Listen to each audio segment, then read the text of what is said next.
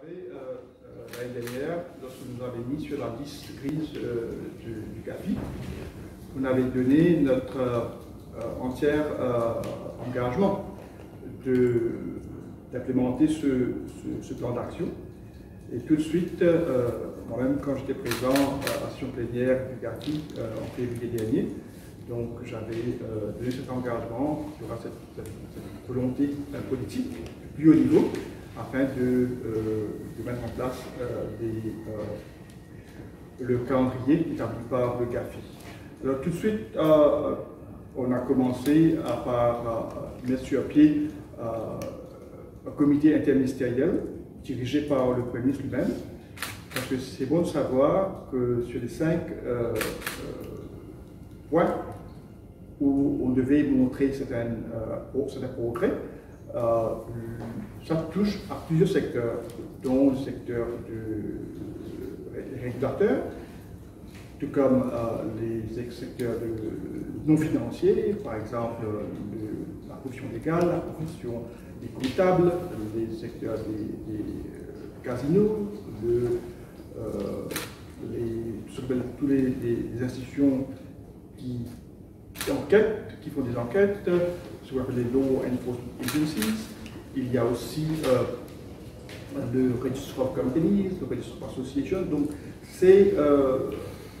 ça couvre beaucoup de secteurs, et pour pouvoir coordonner, n'est-ce pas, ce travail, il fallait mettre sur pied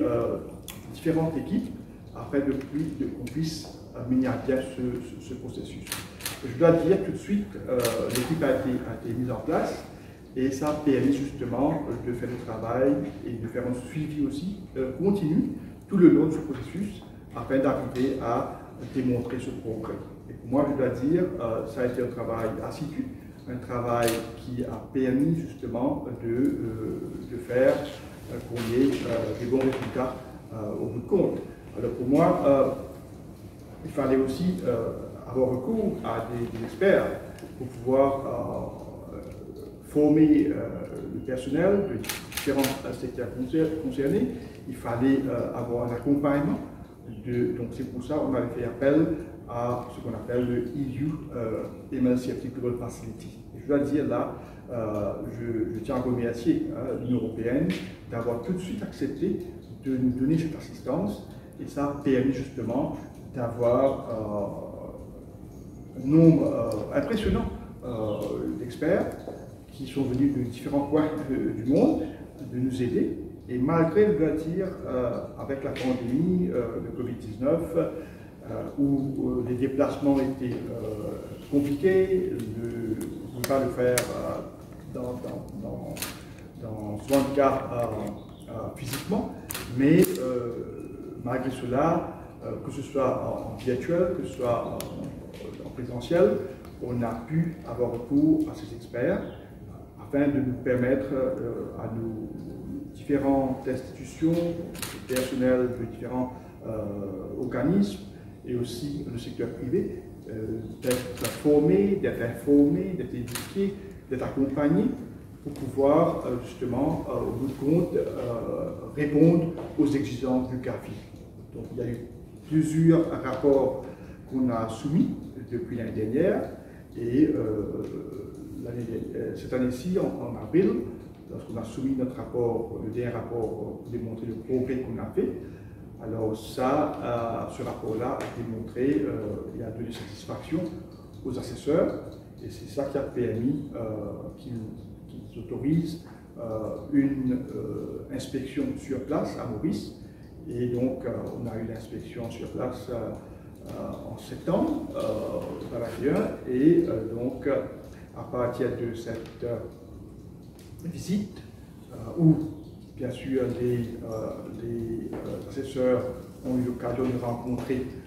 le gouvernement, le Premier ministre lui-même personnellement, moi-même et quelques collègues du gouvernement, et aussi rencontrer les autres partenaires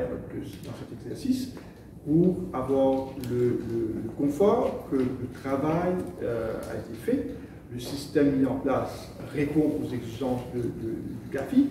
et qu'on a la volonté de combattre ce fléau, qu'on appelle le blanchiment de capitaux et les activités liées au terrorisme, et aussi qu'on a donné les moyens de pouvoir soutenir ce système dans la durée. C'est deux choses importantes que justement les assesseurs voulaient voir. Si on a d'abord cette volonté, cet engagement politique au plus haut niveau de combattre ce fléau, et deuxièmement, que le système en place, avec les moyens qu'on donne aux différentes institutions concernées, qu'on peut soutenir ça, ce travail-là dans la durée. Donc, après avoir eu cette assurance-là,